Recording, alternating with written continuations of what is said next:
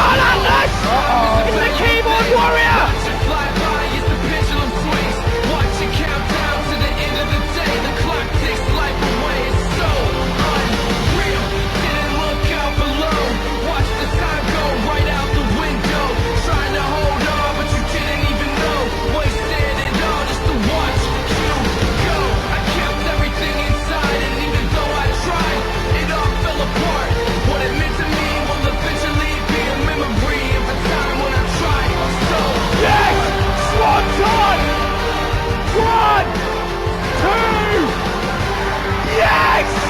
Yes! I could not believe it! Atlas is your new UPW champion!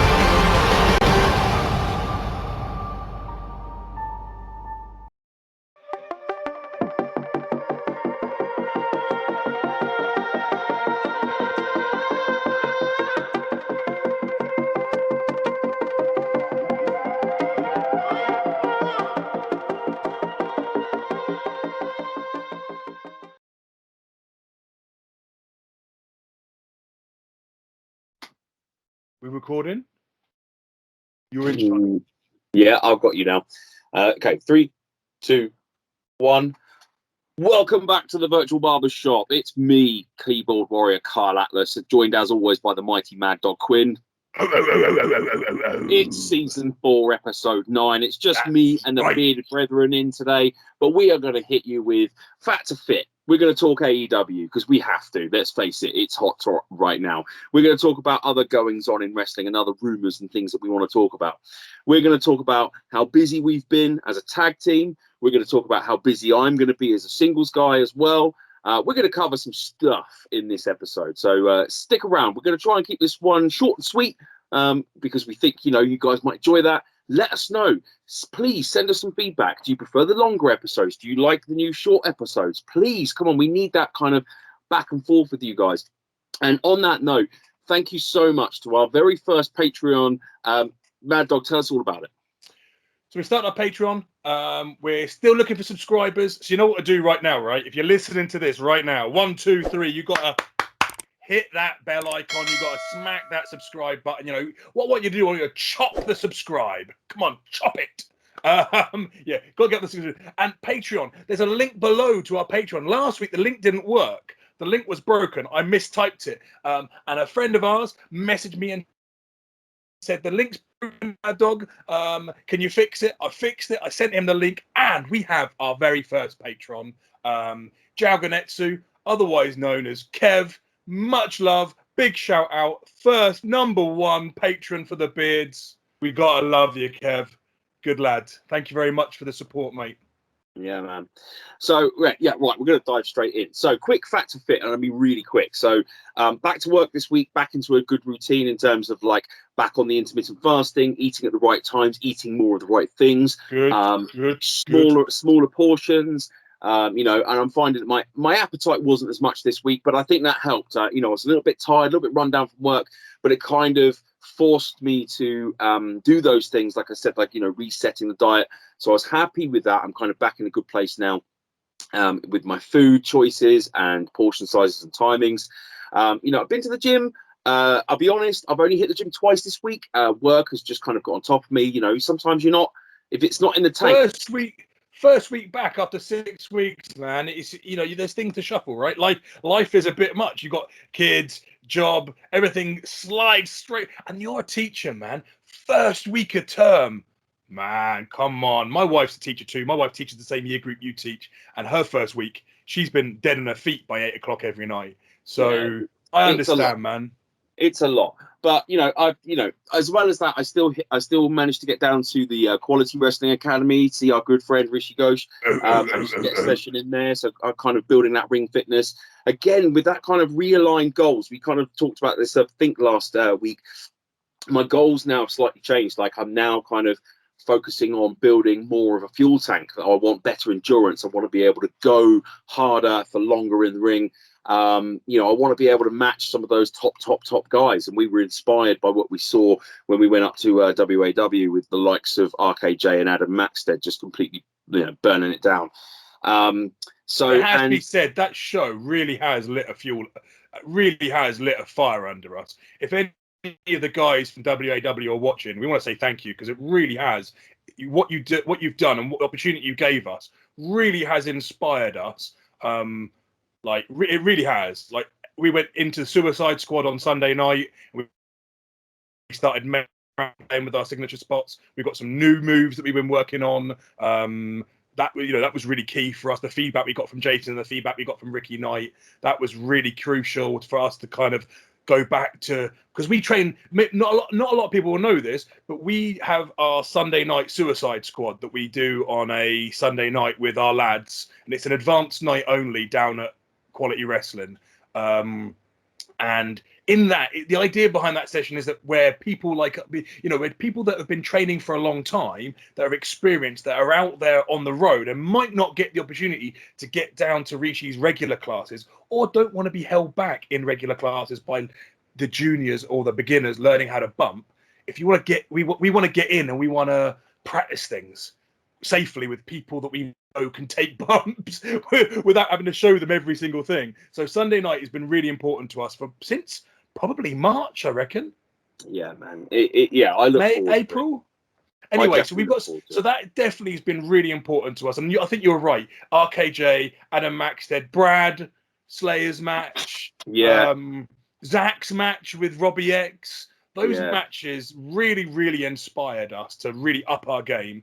And I said to you, didn't I? I said, if you want to compete at that level, you need to start training at a higher level, not just going in. And we talked about this before, not just like, it was good that you spent a couple of months going in and just floating and getting discipline. And I know you were roughly doing some stuff, but it was very what I call bro science, just going in and grabbing what you thought, right? So how have you found this week having more of a strict kind of, because I set you a strict regimen. I told you, whatever you do it in groups by the body part and do it in 6 sets to 10, didn't I? How have you found that? Well, I mean, that's all I've done is I've just gone in with 6 by 10, 6 by 10, 6 by 10. It doesn't matter what I grab, but I'm doing 6 by 10. If it's a quiet night in the gym, I'm going to focus on one body part and I'm going to grab every bit of quick kit I can, and do 6 by 10. With roughly a 30 to 45 second interval in between sets, right? Perfect. So you're getting sweaty, right? Yeah, That's exactly. The trick. That's the thing. And like you said, it's about choosing that weight that at the beginning might feel like, oh, this is too easy. But by the 5th set, I'm like, on the last one. And sometimes I'll get to the 6th set and I'll get to 8 and I'm done. Perfect. But that's okay. Then you've picked the right weight. That's when you know if on the 5th set the 9 and 10 are a struggle, and on the 6th set 9 and 10 are impossible, then you're probably roughly right gauging the weights you should be using. What you can do, what you sometimes find is if you get to the 6th set and you're making all 10, you might have let your rest slip out a little bit. That happens sometimes. You go, oh, hang on, that was more like 2 minutes than 45 seconds. And that's part of it as well. The 45-second in between is to really take your central nervous system and give it a punch to the face. And quick warning on this, by the way, anyone that's listening and thinks, oh, I'll give that a try. It's very similar to GVTs, although it's not a strict GVT, although I am at some point going to set you, we're going to talk about this, and I'm going to set you a GVT at some point, a strict one. And that's kind of why I'm giving you the 6 by 10 now, because GVT is 10 by 10.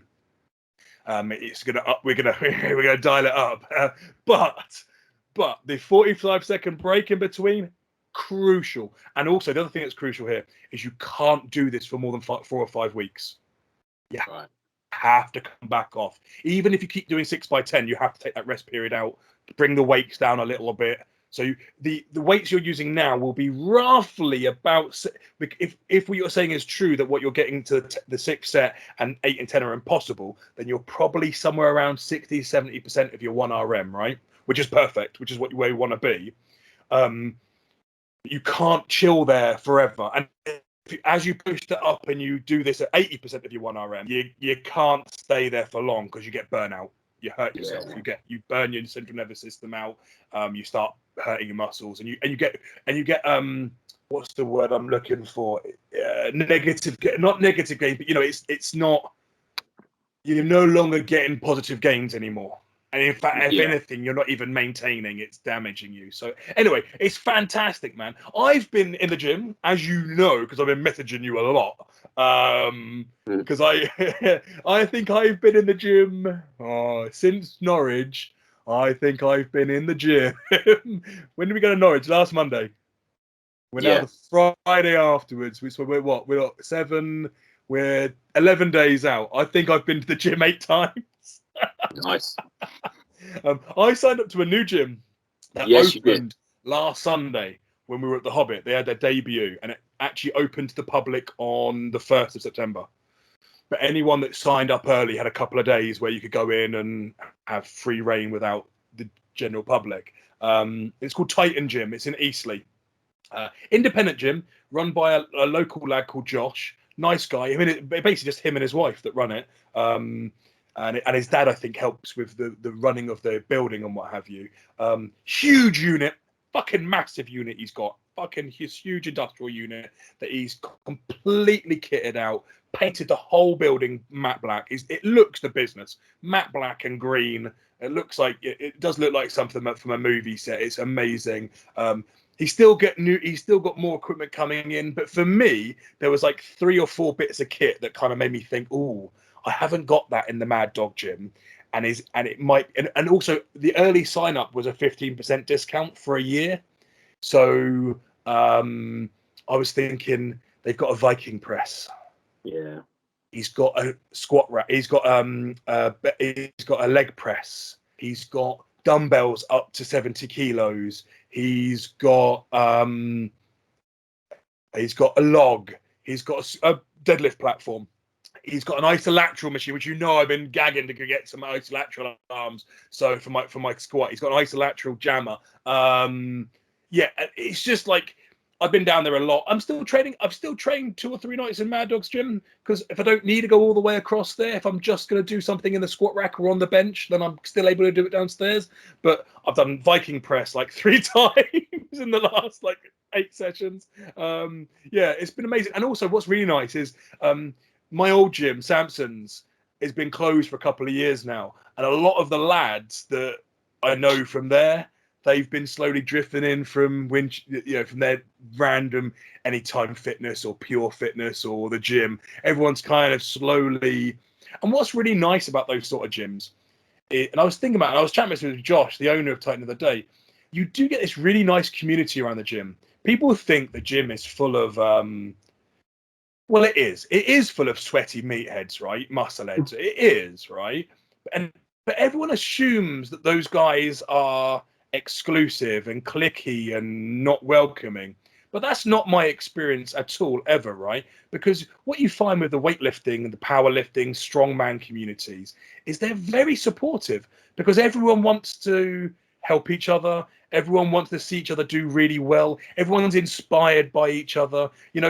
You can ask someone, you can ask literally anyone for a spot, and anyone will give you some advice, and people will jump in with you. And I've made good friends down at the gym just by being open and relaxed. So yeah, I'm really hoping that the Titan Gym in Eastleigh develops a bit of the community. And if you're in the Southampton Eastleigh area and you're looking for a new gym, why don't you go down and check it out?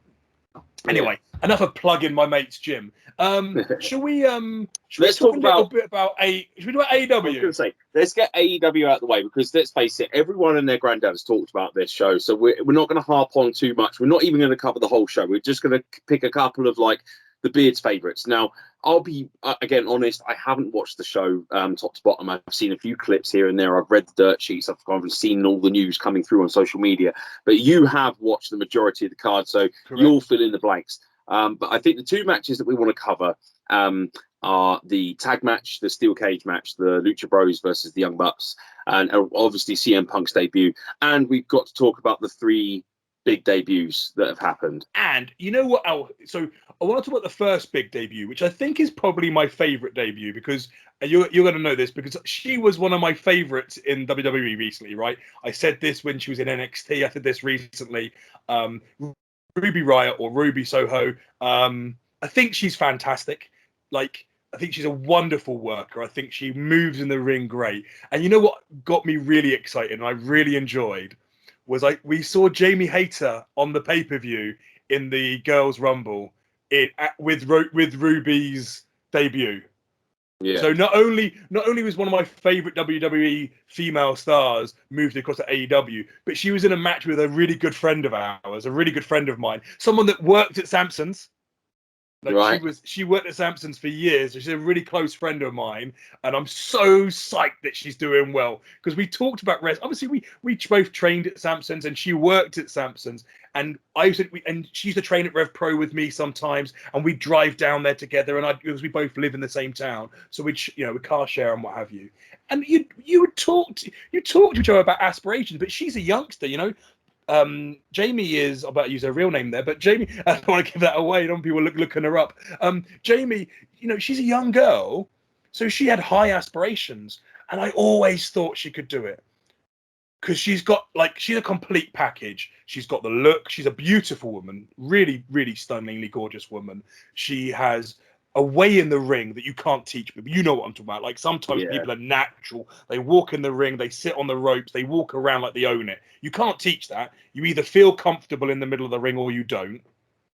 The other thing that is also quite unique for girls is Jamie never had a problem smashing someone's head on the floor, which again is very hard to teach girls, that physicality. And I always said to her, don't lose that, because that's the uniqueness of your character, is how physical you are. And I think that she did really well in Japan, and she's obviously doing really well in America. So that was so for me, there was two big payoffs in that match. I didn't know if Jamie was going to be in that Rumble. I thought, well, she hasn't been in there very long. I doubt she'll be at the pay-per-view. And then she came out, and I was like, and not only did she come out, but they are fucking blowing her up. Yeah. I know you haven't. I know you didn't watch that match, right? But the commentators are blowing her up. They are literally just putting her over something fierce, like just putting over how tough she is, how strong she is, like really, really shooting her, like just shooting her to the moon, right? I think I saw something this week where maybe she's got a match with Ruby. Right. I think I saw some sort of graphic for that. Anyway, so that was my first hot, and it also included a debut, which it makes sense, and I think they're gonna use her, right? Someone like her, I think they could use her and really build that. Yeah, for sure. I mean, yeah, I've joined you in saying that I thought, they were badly used, and at WrestleMania they definitely should have won, and all the rest of it. So yeah, I mean, I don't follow AEW enough to be as hyped as you are, but I'm happy for both the girls you mentioned. Yeah, and I'm excited to see what happens next. But the one that really piqued my interest, though, was the Lucha Bros versus the Young Bucks in the steel cage match. An interesting match, start to finish, honestly. Because it wasn't a cage match, it was just in a steel cage. Right. Which meant it wasn't really a tag match. Bubba came out this week and kind of shit on it, like kind of shot on it, right? And I don't fully agree with him, but when I was watching it, the same thoughts went through my head from what Bubba Ray threw an accusation at it, and what he said was, it wasn't really a tag match, it was a spot fest. But in their defense, it's the Bucks and the Lucha Brothers stuck in a steel cage. It's never going to be a tag match. It's no DQ. Yeah. It's Hurricane rules. You're not going to stand on the apron holding the white rope, are you? It's no DQ. It's there's no rules. It's in a steel cage. So it's easy to throw shit at that for saying it wasn't a tag match, but yeah, it wasn't. It was a steel cage match. So if you're in a spectacle match, then what? If they had done it really slow, really formulaic, really psychology based, like we did on Sunday, right? I loved our match on Sunday that we did in front of that little tiny crowd, right? That classic front face lock, two misses and sorry, you weren't there. I did this with Chris K and Rishi and Will on Sunday, right? We did a camp style match. Right. Yeah. You know exactly the match I'm talking about. Oh yeah, It's Chris K's classic tag match. Front face lock, push the corner, no one. Then the heel comes in and drags you back. Second time they come over, bump the face off, drag you back. They power out, but no one's there. Third time you make the tag, boom, boom, boom, boom, House of Fire, right? All off the front face lock.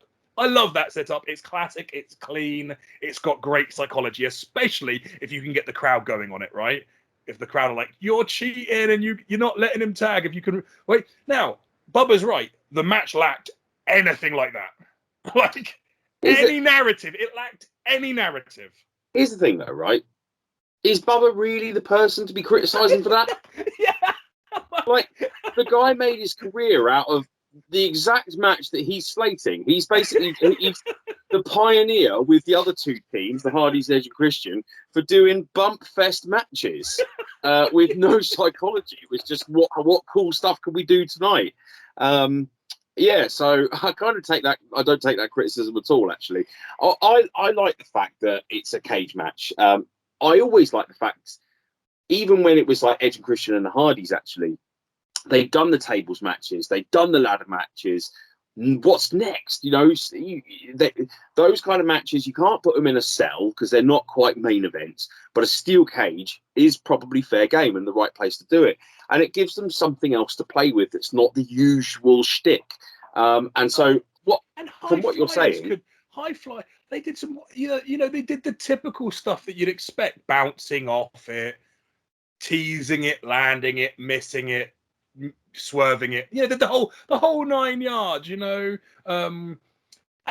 okay, yes, it was a little bit your turn, my turn. That's the only criticism I'd throw at them. Is it very much felt like we've got 30 minutes, we're gonna go, you get 5, we get 5, you get 5, we get 5, you get 5. It very much just felt like this is our runner spots. This is your runner spots. This is our runner spot. This is your runner spots. So I get what he was leveraging. Even from a spotty, festy match, there was a lack of narrative, or at least a coherent. Like, I don't know. I'm not a follower like you. I watch the pay-per-view. I don't watch the regular product. So maybe there is narrative, maybe there is storyline, but I always think, and I always say, the best matches encapsulate, especially a pay-per-view match, they encapsulate the story that's gone before. They highlight it, they throw back to it. And by the end of the match, you should know the story that has been told for the last 3 months. Yeah. Because the pay-per-view payoff should be, above, it should be that storyline in a crystal, shouldn't it? Yeah, and you didn't get that feeling. You didn't get. No, I don't think with these two teams in particular, you need anything more than who's the best on the night. And that's what it was, and it was spectacular. It was the shit they did, Carl. You got that. I know you probably watched some highlights from that, but it's worth watching that from start to finish. It is quite long, but it's worth finding some footage on that and watching it from start to finish, because I think there's some things in there we want to probably use. Fair enough. Yeah, I'll definitely check it out. I tell you what I didn't like, though, and maybe I'm on my own on this, right? They coloured up, right? Okay. But the boys under mask coloured up. Right. Which is weird. So Penta obviously wears his white mask, and by the end it was fully red, right? And they were fucking with their masks for ages, like pulling on them and pulling on the eyepieces. So clearly they were, I'm guessing they were blading at that point and opening up, right? It got really juicy, but because there was no narrative or storyline, it left me thinking, why? Like, I suppose it didn't add anything to it unless I guess for a certain piece of the audience, you're giving them what they want. It's just, I think with anything with blading is it's that idea of escalation. It's that kind of, we've done everything else, we've got to make each other bleed. Except it wasn't like, except it wasn't like, do you know what I mean? Wait, watch it, and you'll see. Maybe you'll. Yeah. I actually would be interested to hear your opinion on that after you've watched it, because for me, it didn't need it. I was like, It didn't need it. It didn't add to the jeopardy. It didn't escalate it. The match would have been exactly the same with the exact same high points and roller coaster and moments without the juice. Do you know? Like it just would have, in my opinion. All right. Well, I'll give it a watch and I'll let you know. So the other one that we do need to discuss was CM Punk made his ring return. He's debuted, he's done his promos, and he handpicked his opponent, Darby Allin. I haven't seen it. All I've heard is that he didn't look that bad, which actually I don't know if that's a very good commentary. Like, that's... I think that's an insult, right? Because how do you say the best in the world didn't look that bad?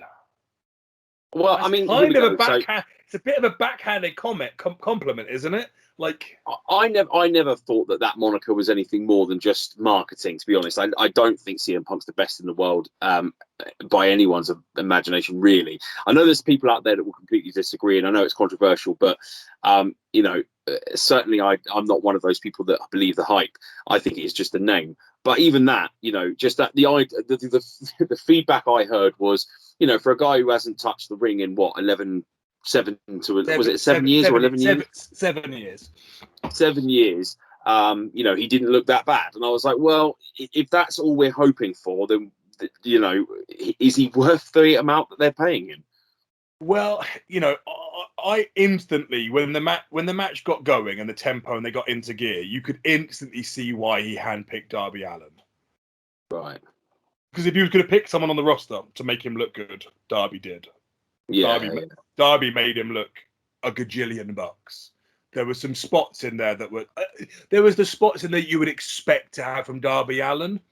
The match itself, and I didn't realize this until I read about it, but then I had to go back and watch it again, and someone ran a side-by-side. But the match is very, very reminiscent of a 1994 match between Bret Hart and the 1-2-3 Kid. And right, an X-Pac. Yeah, and someone did a side-by-side on YouTube. You can see it online. And when you see it, you're like, oh, clearly CM Punk did some research and decided to use some inspiration, which is fine. We all do that, right? We all do that. And I think 1-2-3 Kid, I think X-Pac came out and said, thanks, guys. I appreciate the honorific of inspiring you to do your match. And there were some wonderful moments in there. One's like a couple of standouts. He gives him, they're doing whips, corner whips, and he gives him a hard whip into the buckle. And Darby takes off probably 4 steps. Obviously, they've got a big ring. He's probably 2 or 3 steps out from the buckle. Takes off, turns sideways, and manages to turn his body completely horizontal, exits the ring, hits the turnbuckle, and then spins around the turnbuckle and ends up on the floor. The turn post. Obviously, the commentators sold it that CM Punk did it, right? But Punk had absolutely nothing to do with it, right? Like, all he did was whip him in. Like, that's what I mean by he handpicked a guy to make him look amazing. Right, because Darby can do everything that Darby can do whilst making it look like it was CM Punk's idea. CM Punk looked fucked at the end. He looked knackered, like he hadn't done that for a long time. Which is true. But I thought it was a good match. I thought it was a solid match. I thought it was a good match. It was in Chicago. It was really hot. Am I a CM Punk fan because of it? No.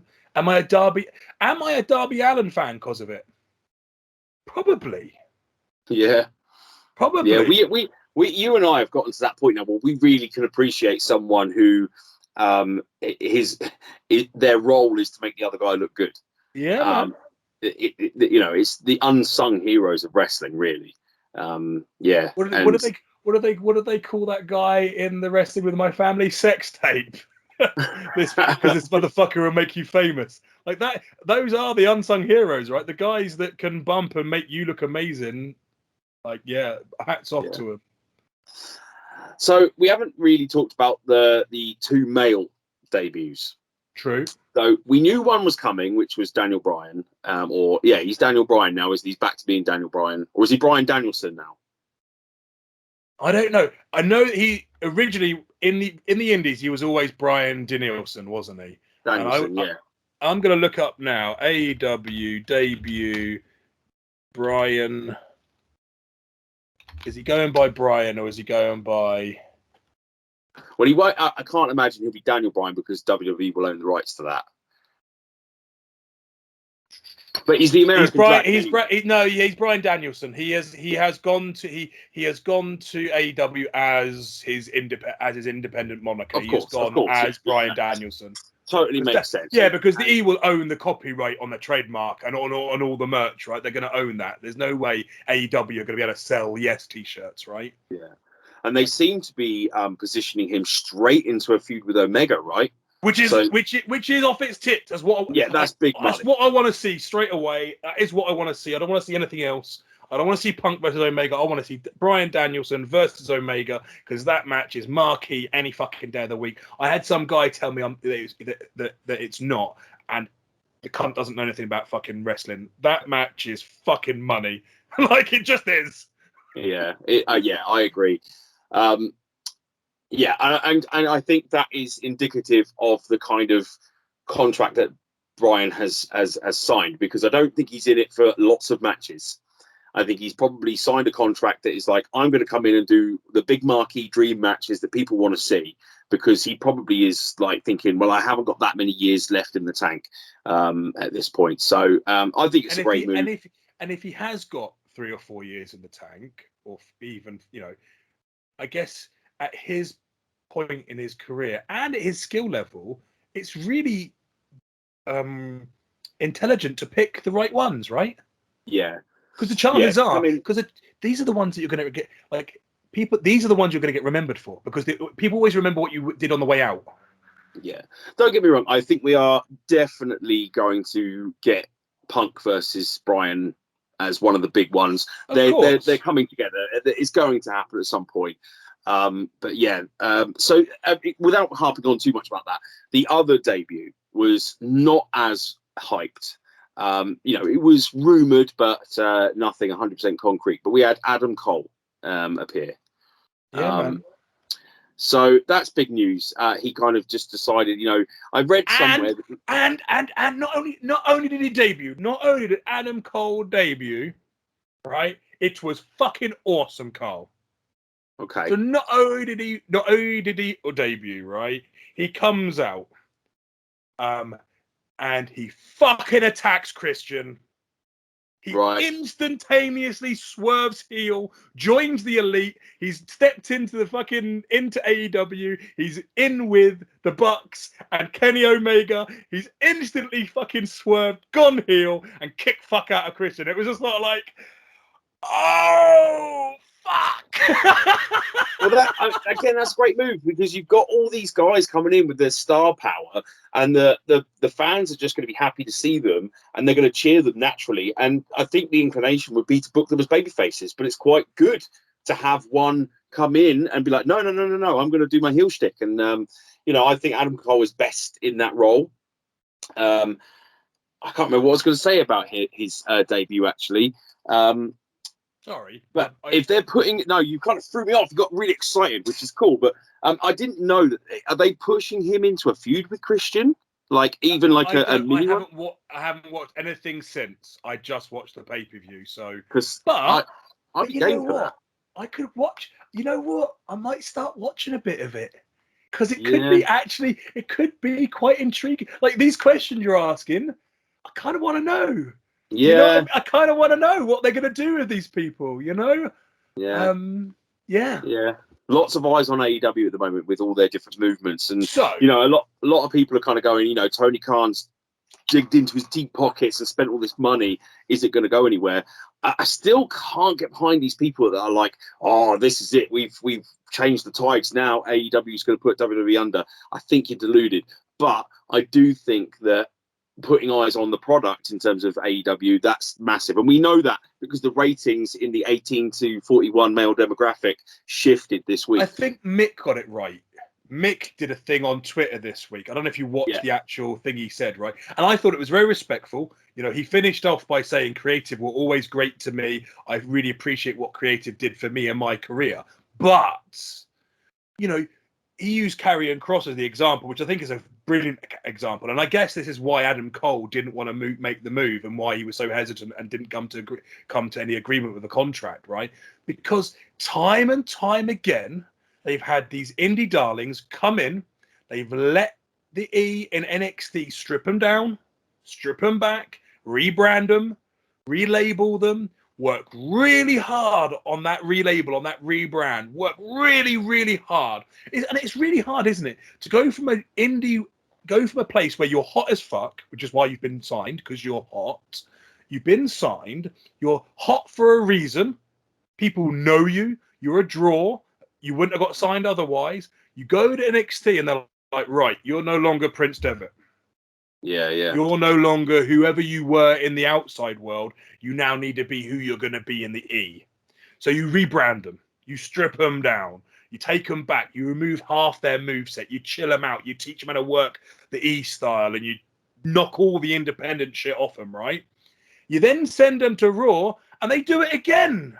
Yeah, this was what he was saying. His line was, if it ain't broke, don't fix it. Like, why spend all that time developing a talent in your developmental program to then redevelop them when they get to the main brand? And he's right. And, you know, they've seen their friends who they've obviously worked with and trained with down in NXT get signed to the main roster and then immediately get repackaged with something like, you know, bondage gear, or just, you know, not getting booked very well and made to job and just like given nothing creatively. Why would you want to leave the safety of NXT, or indeed stay in the WWE? If you're not going to the main roster to do something worthwhile, you may as well go somewhere else, i.e. AEW. So, yeah, I heard mixed comments too, and I thought he was bang on personally. Someone else was saying as well, what's fascinating about AEW and what's been missing since the demise of WCW, right, is that people like you and me, the independent workers, have only had one goal. There's only been one league.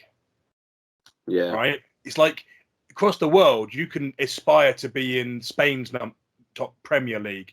You can aspire to be in Italy's Premier League. You can aspire to be in Britain's Premier League or Brazil's, right? But in the world of wrestling, there's one Premier League, and it's WWE, right? Yeah. So, and if you want those $1 million contracts, there's only one company handing out those paychecks, right?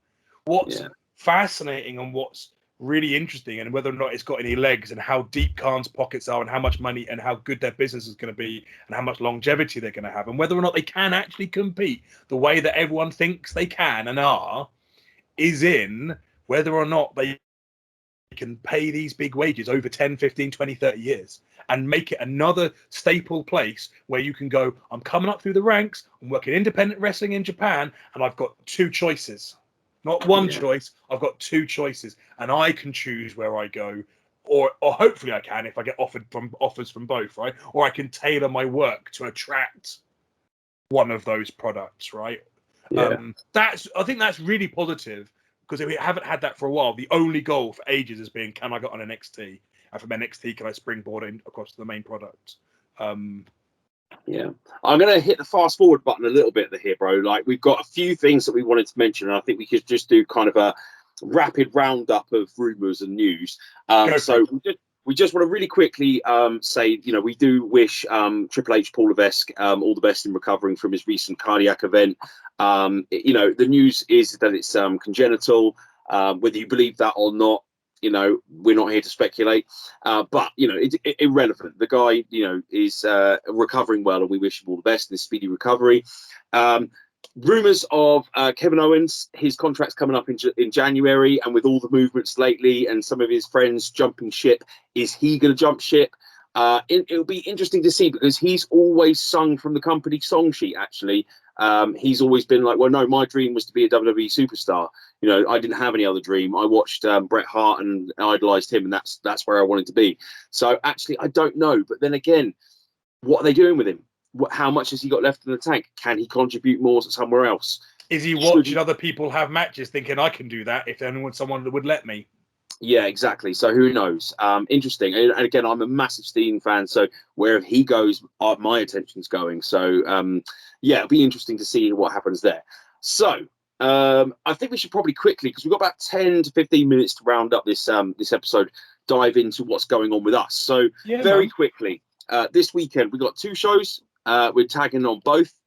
We've got CXW on Saturday. It's their first show. It's our first show for them. It's their first show. They're running in Colchester. It's a super show. Yeah, it's very, very ambitious. The guy running it is his first show he's running. He's drawn talent in from all over the place. Whopping great big card. We got booked, I guess, last minute because Flatliners can't make it. And we live in this, they needed to fill up a car going up that way. And we're, this is the life, working the towns, right? This is the life you get. I'm always excited. I'm always excited to go on the road. We know that we are facing CW Davies and I nearly said CW Anderson there. That's an old ECW reference. CW Davies and Crusher Curtis, which, we were all very familiar with. I haven't seen CW for a while, but he looks phenomenal. I don't know if anyone's aware of the CW Davies, but man, the guy is looking tremendous. I'm excited for that one. And then on Sunday, we are helping out our good friend Rishi in the Quality Wrestling Academy. They've got their student showcase where we are going to have our first time encounter as teams against Vicious and Delicious. Antler KO and the Hitman for Hire. Now, I've got a long-running feud with Hitman for Hire, so I'm looking forward to taking him down another peg. Me and Ant haven't got any history. Well, there is that time that you blew his shoulder out. Hey! No. Whoa. Listen, I've just got on the posters. Don't be stirring that up again. And he watches as well. He's one of our regular watchers. I love you, Ant. I know you're watching. I know you're watching right now. Mwah, love you. Please leave me on the posters. Please leave me on the posters. Yeah. But no, we are 100% on to have an absolute barn burner against those 2 guys. They are 2 of the most underrated guys on the scene, and we love getting in there and tussling with them. So we're looking forward to that on Sunday down in Havant. So they're part of our Sunday Suicide Squad, so we know them really well. Yeah, man. So that's a good one. That'll be one to check out. I believe that they are nearly 100% sold out on that show. So although we're plugging it, you might not be able to come and see it. Haven't that one. Yeah, man. Right. So I wanted to talk to you. You want to ask me something? I want to talk to you actually, Carl, because this week we had the announcement of Yeovil. Now, we didn't really know what was going on in Yeovil for UPW. And we've had the announcement this week that it is Jake McCluskey, the uniqueness, the unique one, versus the keyboard warrior Carl Atlas. It is the culmination. It's the moment of truth between best friends, frenemies. I don't know if people know how far back this goes, because obviously this goes back way further than even Big League. But if we just start at the Big League shows, So for those people watching that don't know, what's the difference between Big League and UPW? What's the score there? Because you weren't a UPW guy, right? You were a Big League guy. UPW, I believe, was around longer. And then Big League came along, which was Lewis Rossiter's kind of vision, which was to up the scale in terms of the production value and everything else. Some of the bigger venues, just really pushing for, the video content being on Fight Network and things like that. And this is my understanding of it, because you have to imagine I was way down on the totem pole when I started there.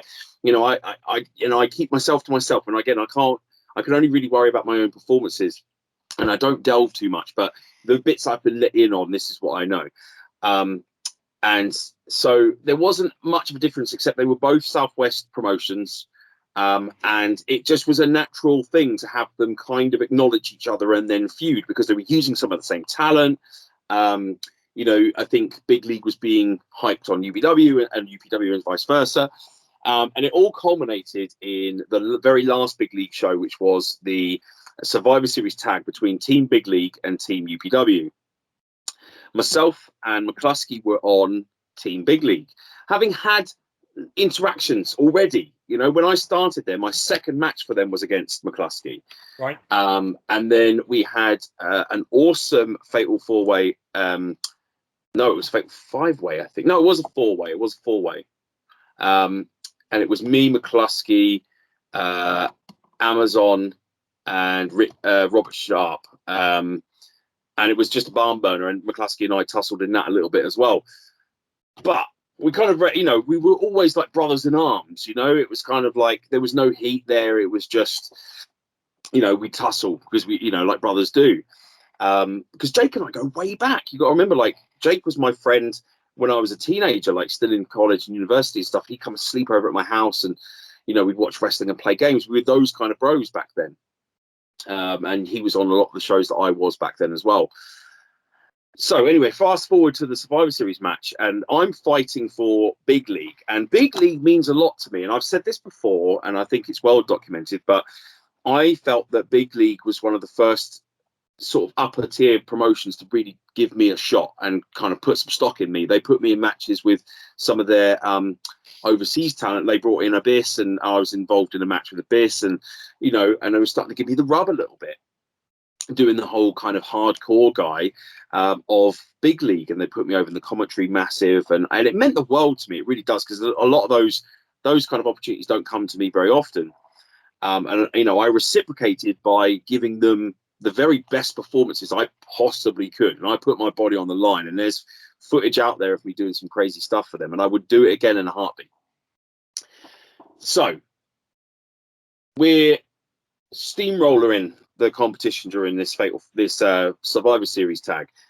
I've just hit a big Fosbury flop moonsault onto the guys on the outside. I feed in, I'm mugging it up for the crowd, and out of the corner of my left eye I see Jakey kind of celebrating, and then wham, he's clocked me with the unique. Turned his back on me, super kicked Lewis, and kind of turned his back on Big League and walked out, and he held up the UPW sign. From my point of view, I thought, you know, this is just a guy who thinks that his grass is going to be greener elsewhere and is following the money, because he thinks that in his mind, he's either been paid off, told to do it, or he thinks that UPW are going to win anyway, and he's backing the horse that he thinks is going to win. And in doing so, he kind of just totally threw away a friendship in my eyes, because, as I said, Big League meant so much to me, and he knew that. You know, he knew that.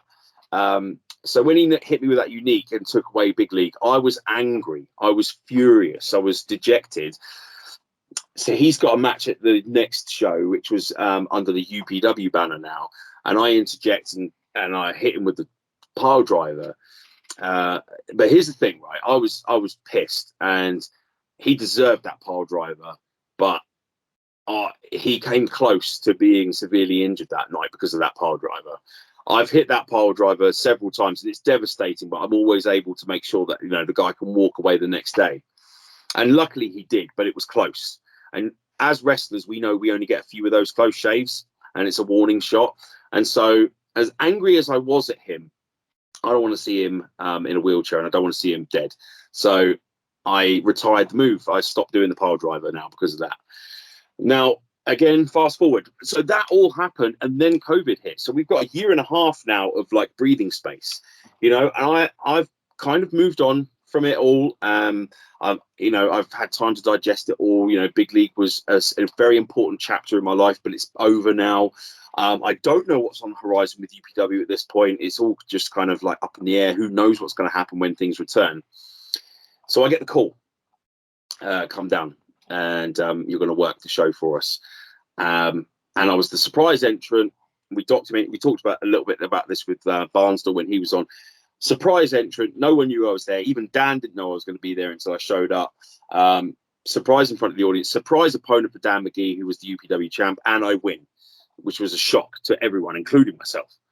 And I knew, as much as I wanted to celebrate in that moment, I knew what was going to come. I knew on the horizon that Jake was going to come. I knew that announcement was going to happen. I knew kind of a bittersweet victory, really, isn't it? You grab that title, and then you're like, oh fuck, the target. I've literally picked up a target. Yeah, like I knew that me being there was going to be enough attention to get him to look my way.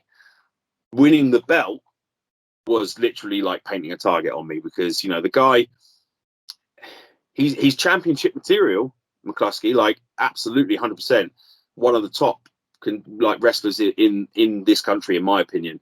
Again, massively underrated. So I knew he was going to come, and he's got a reason to want to come after me. I'd nearly hospitalized the guy, and I kind of welcome it. And I guess also he probably thinks he should be. I'm gonna guess that he's the one that you're the big league guy, right? You're the big leaguer, and he turned his back and supported UPW, and the first thing and now you're the UPW champ. Yeah, so the first thing they did was bring me in. I reckon he's got to be pissed. I reckon he's you're in probably seething. I mean, I reckon you're in for a match. I reckon you're in for a match. So what? I'm not just in for a match, man. I'm in for a war. Like, it's going to be the biggest test for me in terms of physicality. I know McCluskey can go, and I know he can go hard. And again, I know on that front it's going to be a challenge, but that's why I've upped the training. Mentally, it's going to be difficult because of what's at stake. I've got to prove now that the win wasn't a fluke, that people didn't want me or believe that I could get to that point, but I got there. I said to someone, like, I feel like my wrestling story, if you look at the whole career, is Rocky 1. That kind of idea of, like, I don't have to win, I just have to hang with the best, and I'll be happy with that. I felt like Rocky in that sense of, like, I don't have to be at the top. I just want to hang with some of those guys and feel like I belong in there, and I'll be happy with that. But then all of a sudden Rocky 2 happened, I won the belt, and now I've got to mix with those guys, and it's about, can I hold on to it? And McCluskey is, if nothing else, a hell of a litmus test for that. Like, he will take me to the limit. So mentally, there's a lot there as well. And emotionally, again, I was angry at him. He took something away that meant a lot to me, but time's passed. There's water under the bridge now. UPW have kind of welcomed me in. And again, as grateful as I was to Big League, I'm now as grateful to UPW, because they're giving me the same kind of, they're putting the same kind of stock in me, and they believe in me. And I, again, stuff like that it means the world. Talking about great matches and people that you can have great matches with. Like, I've only worked Jake once for a crowded audience, but I've worked Jake dozens and dozens and dozens of times in training, right? And when I trained with him and I got my critique from coaches, it was always the best critiques, because I always had the best training. Like, that was when I was always at my best. Yeah. And there was something about, I was a heel, and I was a heel as a trainee, which is not all that common, right? Most trainees are blue eyes. Although I guess in locker rooms that are bred, that are created from the training room all the way through to the show, then you have to train your blue eyes and your heels, right? Because you need them to come through at the same sort of time. But I remember working with Jake in training, and there's things that Jake does for you as a heel, for you as a worker, for you in a match. The way that he works is so clever and is so intuitive. The way he positions and moves, the way that he reads the ring, and the way that he reads the audience, even when it's just an audience of trainees, let alone an audience of several hundred people. And part of it's because he's been doing it so fucking long.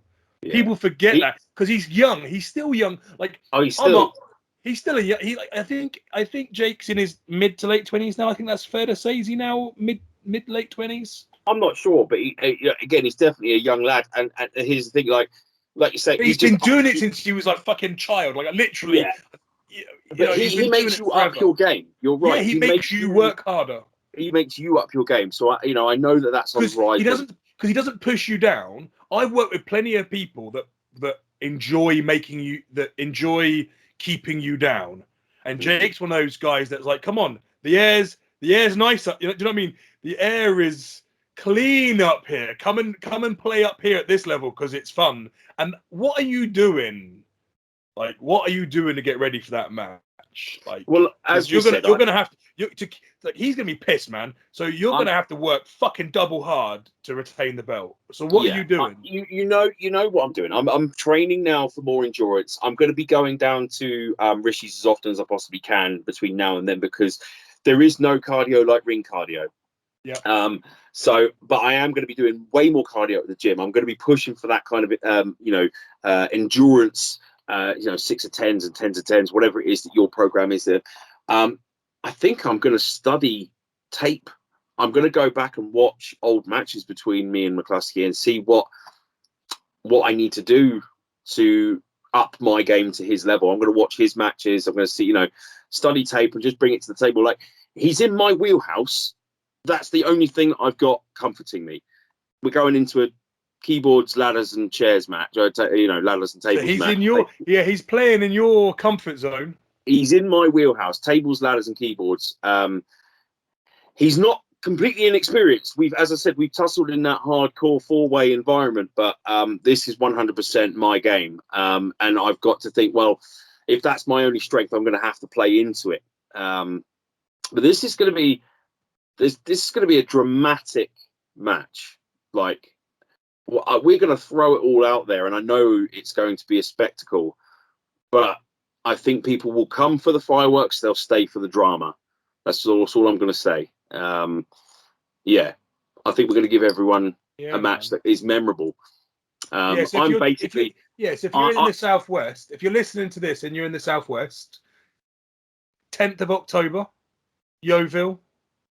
Yeah, I'm gonna wrestle it like it's there is no tomorrow. I'm gonna wrestle it like it is my last match, and I hope it's not. In the back of my mind, I'm hoping I'll come out of it still the champ, go on to other challenges, but win, lose or draw, I'm giving it everything. I'm leaving nothing behind.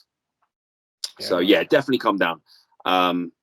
I think that's where we're gonna wrap up this week, man. Yeah, man. I was gonna just say, just follow Ultimate Pro Wrestling UPW. Find them on Facebook. They've got their socials. You can follow me. You can follow McCluskey. Check it all out. I believe that we're going to be dropping interviews and things with each other soon as well. We might, it might get heated. I don't know. I haven't seen him, properly since it all happened. So it'll be interesting. Yeah, man. So, thank you again, everyone who has chilled to the end. Hopefully, this should be a little bit shorter than normal. If the shorter format suits you, let us know. If you want us to keep rambling, if you enjoy it and you're like, no, give us more, let us know. If you like the 1.5 hour long specials, let us know. If you like us to keep it brief, let us know. If there's something you want us to talk about, let us know. If you want to support us and help us buy new cameras and buy new microphones, or hell, if you just want to buy us a cup of coffee, then you can find us on Patreon. Link is below. Again, I want to be a big shout out for our first #1 Patreon, our first patron, Jalganetsu, otherwise known as Kev. Kev, thank you very much, mate. Please, if you're going to be a patron, I can start putting names up. If you want me to shout out your name, join us. Pay us a little bit of money. Like, the lowest one is £3. It's a Starbucks. And it's all going to go towards replacing these crappy cameras, getting Carl a light that works, that he hasn't got to keep switching on. Honestly, it's not big money, and it's not going to go and line our pockets to buy anything other than stuff to do our YouTube and our podcast, or to help us with our wrestling. So if you want to help us out, please do that. Hell, if you can't afford it, we understand, so if you want to help us out, just press the subscribe button. Just chop it now. 1, 2, 3. Chop, chop, chop. Hit the subscribe button. Hit the bell icon. You know what to do. Carl, it's been a pleasure, mate. I'm going to see you on Saturday for CXW. We'll be back next week. Have a great week, guys. Thank you very much. Carl, should we go? Oh.